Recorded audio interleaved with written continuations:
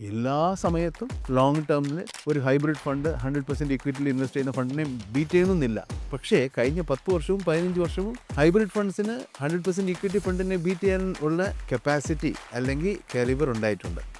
Hybrid ഫണ്ട്സിൽ പലതരം category ഉണ്ട്. Balanced advantage അഥവാ ഡൈനമിക് അസറ്റ് അലൊക്കേഷൻ, പിന്നെ മൾട്ടി അസറ്റ്, അതല്ലാതെ അഗ്രസീവ് ഹൈബ്രിഡ്. ഇതൊക്കെയാണ് കൂടുതലും ലോങ് ടേമിൽ ഇൻവെസ്റ്റ് ചെയ്യുന്ന ഹൈബ്രിഡ് ഫണ്ട്. കഴിഞ്ഞ 15 വർഷത്തെ റിട്ടേൺ ഒരു നിഫ്റ്റി ഇൻഡെക്സ് ഫണ്ടിൻ്റെ കാര്യത്തിൽ 10.6% ആയിരുന്നു. 10.6% ആനുവലൈസ്ഡ് ആയിരുന്നു. ഈ സെയിം പീരിയഡിൽ, അതായത് സെയിം 15 ഇയർ പീരിയഡിൽ ബാലൻസ്ഡ് അഡ്വാൻറ്റേജ് ഫണ്ട് നമ്മൾ ആക്ച്വൽ റിട്ടേൺ എടുത്തേക്കുന്നതുകൊണ്ട് ജസ്റ്റ് കമ്പാരിസൺ വേണ്ടിയാണ്, ഇത് റെക്കമെൻഡേഷൻ ആയിട്ട് എടുക്കരുത്. ICICI balanced advantage fund expense ratio, അതായത് TER ആക്റ്റീവ് ഫണ്ട്സിനെ കമ്പയർ ചെയ്യുമ്പോൾ കുറവാണ്. അതുകൊണ്ട് എനിക്ക് കോസ്റ്റ് കുറവാണ്, റിട്ടേൺസും കൂടുതലായിരിക്കും എന്ന് പറഞ്ഞ് അതിനെക്കുറിച്ച് ഒരു മിസ്കൺസെപ്ഷൻ ഉണ്ടായിട്ടുണ്ട്. അത് കാരണം ഒരുപാട് പേര് ഈ ആക്റ്റീവ് ഫണ്ട്സിനെ ഒന്ന് പുച്ഛിച്ചിട്ട് പാസീവ് ഫണ്ട്സിലോട്ട് ഇൻവെസ്റ്റ് ചെയ്യുന്നുണ്ട്. അവർക്കും ഈ സെയിം പീരീഡിൽ ഒരു കമ്പാരിസൺ നൽകാനുണ്ട്. ഇക്വിറ്റിയെ പേടിക്കുന്നവർ ഹൈബ്രിഡ് ഫണ്ട്സിൽ കൂടെ വരാം. നല്ല എൻകറേജിങ് റിട്ടേൺസ് നിങ്ങൾക്ക് കിട്ടിയേക്കാം. വലിയ റിസ്ക് എടുക്കുന്നില്ലെങ്കിൽ പോലും റിട്ടേൺസിൻ്റെ കാര്യത്തിൽ ഒട്ടും മോശമോ പറയലോ അല്ല hybrid funds. Mutual fund investments are subject to market risks. Read all scheme-related documents carefully. Mutual ഫണ്ട്സിൽ ഹൈബ്രിഡ് ഫണ്ട്സ് എന്ന് പറയുന്ന ഒരു കാറ്റഗറി ഉണ്ട്. അതായത് ഈ കാറ്റഗറി കൊണ്ട് ഉദ്ദേശിക്കുന്നത് മുഴുവൻ 100%, അതായത് ഇക്വിറ്റിയിൽ ഇൻവെസ്റ്റ് ചെയ്യാൻ താല്പര്യമില്ലാത്ത, അല്ലെങ്കിൽ അതിൻ്റെ റിസ്ക് താങ്ങാൻ പറ്റാത്ത ഇൻവെസ്റ്റർ ഉണ്ടെങ്കിൽ ഇക്വിറ്റിയുടെ എക്സ്പോഷർ ഒന്ന് കുറച്ചെടുത്തിട്ട് ബാക്കി ഡെറ്റിൽ അല്ലെങ്കിൽ വേറെ അസറ്റ് ക്ലാസ്സിൽ വെച്ചിട്ട് ഒരു ടെസ്റ്റിംഗ്, ആദ്യമായിട്ട് മ്യൂച്വൽ ഫണ്ടിലോട്ട് വരുന്നവർക്ക് ടെസ്റ്റ് ചെയ്യാനോ, അല്ലെങ്കിൽ 100% ഇക്വിറ്റി നമുക്ക് ഒരിക്കലും താങ്ങാൻ പറ്റുന്ന ഒരു റിസ്ക് അല്ല എന്ന് ഉദ്ദേശിക്കുന്ന എന്ന ധാരണ ഉള്ള ഇൻവെസ്റ്റേഴ്സിനും വേണ്ടിയിട്ടാണ് ഈ ഹൈബ്രിഡ് ഫണ്ട്സ്. എന്ന് പറഞ്ഞാൽ കൺസർവേറ്റീവ്. ഒരു 100% ഇക്വിറ്റിയിൽ ഇൻവെസ്റ്റ് ചെയ്യുന്ന ഫണ്ടിനേക്കാളും കൺസർവേറ്റീവ് ആണ് റിസ്കിൻ്റെ പ്രൊഫൈൽ വെച്ച് നോക്കുമ്പോൾ ഒരു ഹൈബ്രിഡ് ഫണ്ട്. ഹൈബ്രിഡ് ഫണ്ട്സിൽ പലതരം കാറ്റഗറി ഉണ്ട്. ബാലൻസ്ഡ് അഡ്വാൻറ്റേജ് അഥവാ ഡൈനമിക് അസറ്റ് അലൊക്കേഷൻ, പിന്നെ മൾട്ടി അസറ്റ്, അതല്ലാതെ അഗ്രസീവ് ഹൈബ്രിഡ്. ഇതൊക്കെയാണ് കൂടുതലും ലോങ് ടേമിൽ ഇൻവെസ്റ്റ് ചെയ്യുന്ന ഹൈബ്രിഡ് ഫണ്ട്. ഇത് റിസ്ക് കൊണ്ട് ഒരു 100% ഇക്വിറ്റി ഫണ്ടേക്കാളും റിസ്ക് കുറവുള്ള ഒരു കാറ്റഗറിയാണ്. എന്ന് പറയുമ്പോൾ സ്വാഭാവികമായിട്ട് ഒരു ഇൻവെസ്റ്റർ ചിന്തിക്കുന്നത്, അപ്പോൾ റിട്ടേൺസിൻ്റെ കാര്യത്തിലും ഒരു 100% ഇക്വിറ്റിയേക്കാളും കുറവായിരിക്കണമല്ലോ ലോങ് ടേമിൽ എന്നതാണ് നോർമലി ആരും ചിന്തിച്ചു പോകുന്ന ഒരു കാര്യം. പക്ഷേ കഴിഞ്ഞ 10 വർഷത്തെ അല്ലെങ്കിൽ 15 വർഷത്തെ, ഈവൻ 6-7 വർഷത്തെ റിട്ടേൺ എടുത്ത് നോക്കുമ്പോൾ പാസ്റ്റ് ട്രാക്ക് റെക്കോർഡ് പറയുന്നത് വേറെയാണ്. അതായത് പല ഹൈബ്രിഡ് ഫണ്ട് കാറ്റഗറീസ് 100% ഇക്വിറ്റിയിൽ ഇൻവെസ്റ്റ് ചെയ്യുന്ന ഫണ്ട്സിനേക്കാളും മെച്ചമായിട്ടുള്ള റിട്ടേൺസ് തന്നിട്ടുണ്ട്. അപ്പം ഇത് ഭയങ്കര ഇൻട്രസ്റ്റിംഗ് ആണല്ലോ. അതായത് കൺസർവേറ്റീവ് ഫണ്ടാണ്, റിസ്ക് കൊണ്ട്, പക്ഷേ ലോങ് ടേമിൽ 100% ഇക്വിറ്റിയിൽ ഉള്ള ഒരു ഫണ്ടിനെ വെല്ലുന്ന രീതിക്കുള്ള റിട്ടേൺസ് കിട്ടുവാണെങ്കിൽ വളരെ ഇൻട്രസ്റ്റിംഗ് ആണ്, വളരെ ഗുണകരമാണ് ഇങ്ങനത്തെ ഒരു കാറ്റഗറി. പക്ഷേ ഇത് പറയുമ്പോൾ എല്ലാ സമയത്തും ലോങ് ടേമിൽ ഒരു ഹൈബ്രിഡ് ഫണ്ട് 100% ഇക്വിറ്റിയിൽ ഇൻവെസ്റ്റ് ചെയ്യുന്ന ഫണ്ടിനെ ബീറ്റ് ചെയ്യുന്നില്ല. പക്ഷേ കഴിഞ്ഞ 10 വർഷവും 15 വർഷവും ഹൈബ്രിഡ് ഫണ്ട്സിന് 100% ഇക്വിറ്റി ഫണ്ടിനെ ബീറ്റ് ചെയ്യാൻ ഉള്ള കപ്പാസിറ്റി അല്ലെങ്കിൽ കാലിബർ ഉണ്ടായിട്ടുണ്ട്. എന്ന് പറയുമ്പോൾ 100% ഇക്വിറ്റി ഫണ്ടിൻ്റെ അടുത്തോ അല്ലെങ്കിൽ അതിനെ ബീറ്റ് ചെയ്യാനുള്ള കേപ്പബിലിറ്റി അറ്റ്ലീസ്റ്റ് ചില ടൈം പീരിയഡ്സിന് ഹൈബ്രിഡ് ഫണ്ട്സിനുള്ളത് സത്യമാണ്. എത്രയാണ് ഈ റിട്ടേൺസ്, ഈ ഡിഫറൻസ് എത്രയാണ് 100% ഇക്വിറ്റി ഫണ്ടിനെ കമ്പയർ ചെയ്യുമ്പോൾ? ഏത് കാറ്റഗറി എങ്ങനെ പെർഫോം ചെയ്തിട്ടുണ്ട് 100% ഇക്വിറ്റി ഫണ്ടിനെ കമ്പയർ ചെയ്യുമ്പോൾ? ഇതാണ് നമ്മൾ ഈ വീഡിയോയിൽ നമ്മൾ നോക്കാൻ പോകുന്നത്. 100% ഇക്വിറ്റി ഫണ്ടിൽ നമ്മൾ എടുത്തേക്കുന്നത് ഒരു പ്ലെയിൻ നിഫ്റ്റി ഇൻഡെക്സ് ETF അല്ലെങ്കിൽ നിഫ്റ്റി ഇൻഡെക്സ് ഫണ്ടിനെയാണ്. ഇതിനെയാണ് നമ്മൾ ഉദ്ദേശിക്കുന്നത്. നമ്മൾ ആക്ച്വലി ഒരു അഗ്രസീവ് ആയിട്ടുള്ള മിഡ് ക്യാപ്പോ സ്മാൾ ക്യാപ്പോ എക്സ്പോഷർ ഉള്ള ഫണ്ടിനെ അല്ല എടുക്കുന്നത്, ഒരു പ്ലെയിൻ നിഫ്റ്റി ഫണ്ടുമായിട്ടാണ് കമ്പയർ ചെയ്തേക്കുന്നത്. ഈ comparison 17th April dated comparison ആണ്. 10ഉം 15ഉം 5 വർഷത്തെ കമ്പാരിസൺ ആണ് നമ്മൾ ചെയ്തേക്കുന്നത്. കഴിഞ്ഞ 15 വർഷത്തെ റിട്ടേൺ ഒരു നിഫ്റ്റി ഇൻഡെക്സ് ഫണ്ടിൻ്റെ കാര്യത്തിൽ 10.6% ആയിരുന്നു. 10.6% ആനുവലൈസ്ഡ് ആയിരുന്നു. ഈ സെയിം പീരിയഡിൽ, അതായത് സെയിം 15 ഇയർ പീരിയഡിൽ ബാലൻസ്ഡ് അഡ്വാൻറ്റേജ് ഫണ്ട് നമ്മൾ ആക്ച്വൽ റിട്ടേൺ എടുത്തേക്കുന്നതുകൊണ്ട് ജസ്റ്റ് കമ്പാരിസൺ വേണ്ടിയാണ്, ഇത് റെക്കമെൻഡേഷൻ ആയിട്ട് എടുക്കരുത്.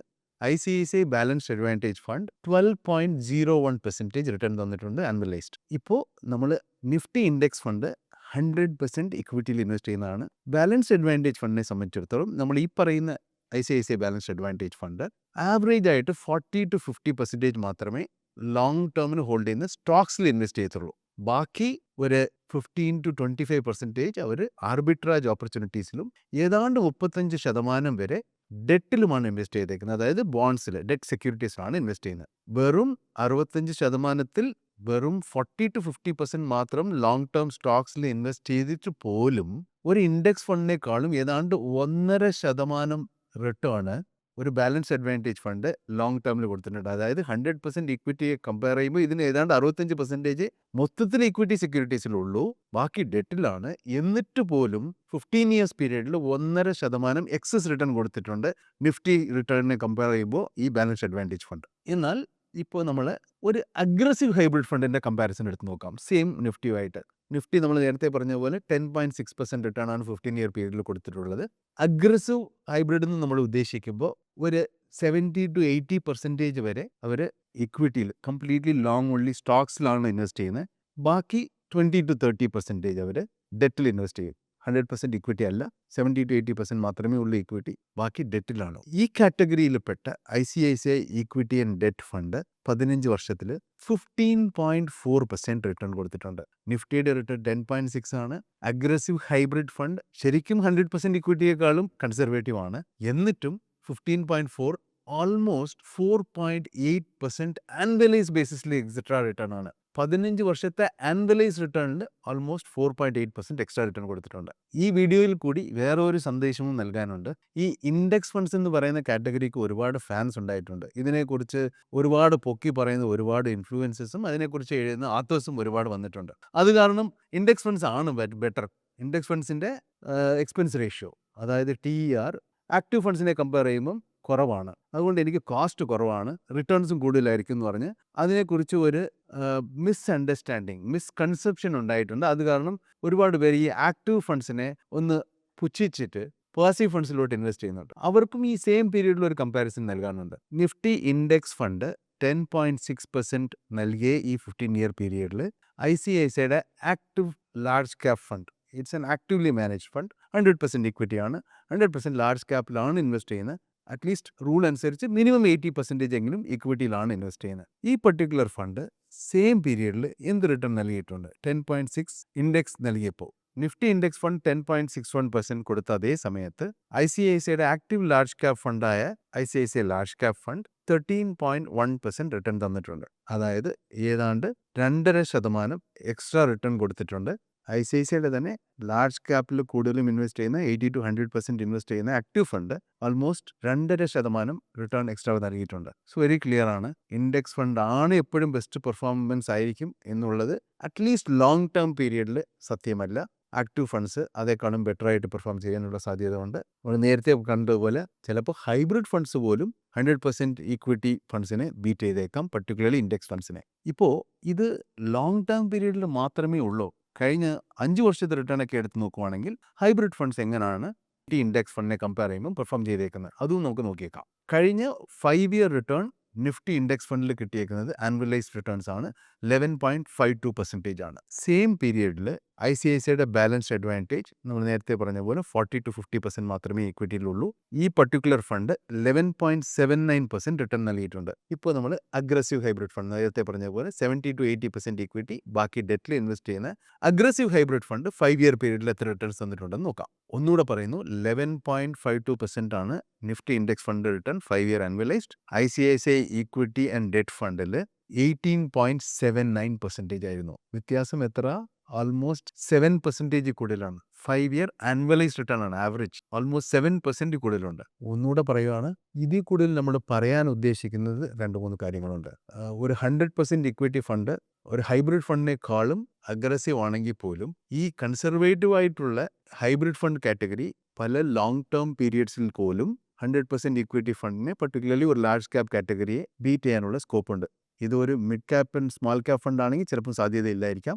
ഒരു ലാർജ് ക്യാപ്പ് ഫണ്ടിനെ സംബന്ധിച്ചിടത്തോളം ലോങ് ടേമിന് ഒരു ഹൈബ്രിഡ് ഫണ്ട് ഒരു ലാർജ് ക്യാപ്പ് ഫണ്ടിനെ ബീറ്റ് ചെയ്തേക്കാം എന്നും പറഞ്ഞ് എപ്പോഴും നടക്കണമെന്നില്ല.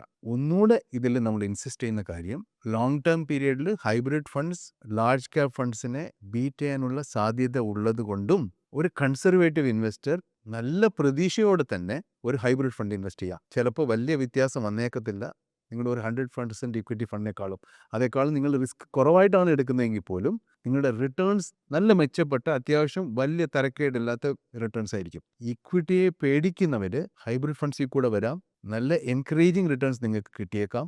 വലിയ റിസ്ക് എടുക്കുന്നില്ലെങ്കിൽ പോലും റിട്ടേൺസിൻ്റെ കാര്യത്തിൽ ഒട്ടും മോശമോ പുറയിലോ അല്ല ഹൈബ്രിഡ് ഫണ്ട്സ്. മാത്രമല്ല നമ്മൾ നേരത്തെ പറഞ്ഞ പോലെ ഇൻഡെക്സ് ഫണ്ട്സിൻ്റെ പുറകെ പോകേണ്ട കാര്യമില്ല. ഇൻഡെക്സ് ഫണ്ട്സിനെ ആക്റ്റീവ് ഫണ്ട്സ് കംഫർട്ടബിളി ബീറ്റ് ചെയ്യും ലോങ് ടേമിൽ. സോ ആക്റ്റീവ്ലി മാനേജ് ചെയ്യുന്ന ഒരു കൊള്ളാവുന്ന പർട്ടിക്കുലർലി കൺസിസ്റ്റൻ്റ്ലി നല്ല പെർഫോമൻസ് കൊടുക്കുന്ന ഒരു ഫണ്ട് മാനേജറിനെ വിശ്വസിച്ച് കാശ് ഏൽപ്പിച്ചാൽ ആ ഫണ്ട് മാനേജർ നിങ്ങൾ പറയുന്ന ഒരു പാസീവ് ഫണ്ടിനേക്കാളും അല്ലെങ്കിൽ ഒരു ഇൻഡെക്സ് ഫണ്ടിനേക്കാളും ലോങ് ടേമിൽ നല്ല ഒരു ശതമാനം റിട്ടേൺ ഡിഫറൻസ് നിങ്ങൾക്ക് നൽകും. ഇപ്പോൾ നമ്മൾ ഏതാണ്ട് ഒരു 2 ഹൈബ്രിഡ് ഫണ്ട്സിനെ കുറിച്ചേ നമ്മൾ പറഞ്ഞിട്ടുള്ളൂ.